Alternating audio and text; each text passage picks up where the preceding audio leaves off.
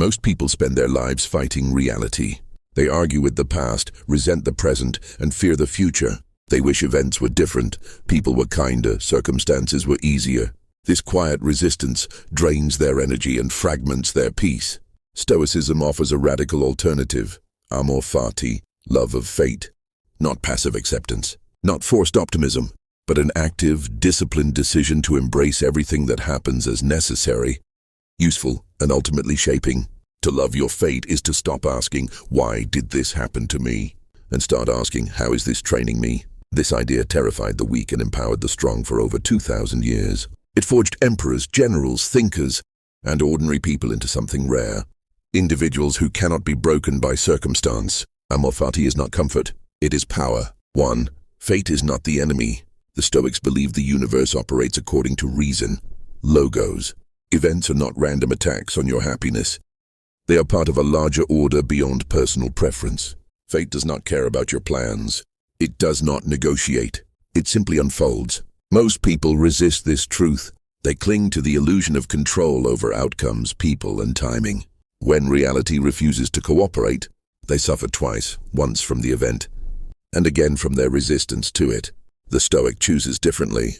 He understands that fighting fate is like fighting gravity. You exhaust yourself without changing anything. But aligning with it, learning how it moves, gives you leverage. Amor Fati begins when you stop labeling events as good or bad and start seeing them as raw material. 2. Control the meaning, not the event. Epictetus made the Stoic position clear. It is not things that disturb us, but our judgments about things. You cannot control what happens. You can control what it means. Loss can become bitterness or clarity. Failure can become shame or instruction. Pain can become trauma or transformation. The event remains the same. The meaning changes everything. Amor Fati trains you to assign meanings that strengthen rather than weaken you. This is not delusion. It is strategic interpretation. A mind that controls meaning controls experience. 3. Why acceptance is not weakness. Acceptance has been misbranded as surrender. In truth, it is the opposite. Acceptance is the refusal to waste energy denying reality.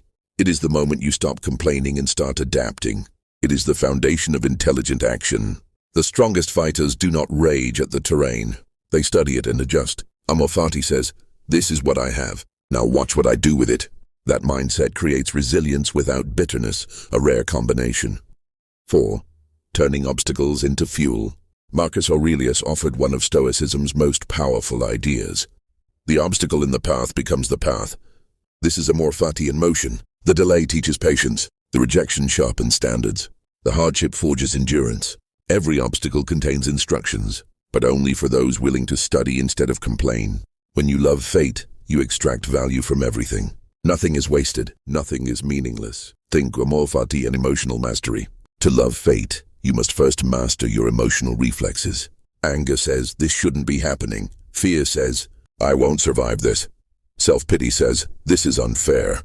Amor Fati answers calmly, "This is happening. I am still here. I will respond well."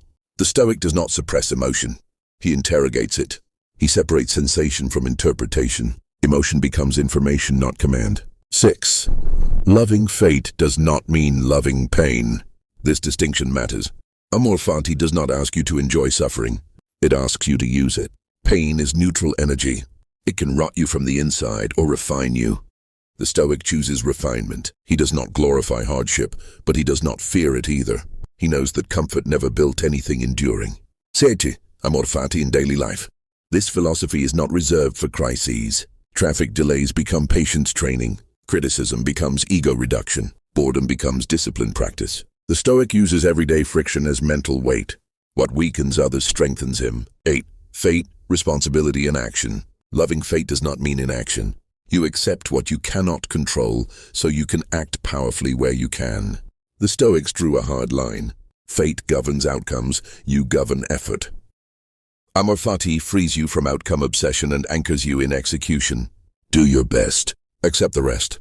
That clarity is liberating. 9. The end of victimhood. Victimhood thrives on resentment. Amor Fati destroys it completely. If everything that happens is training, then nothing is persecution. Responsibility returns to where it belongs, with you. This mindset terrifies the weak because it removes excuses.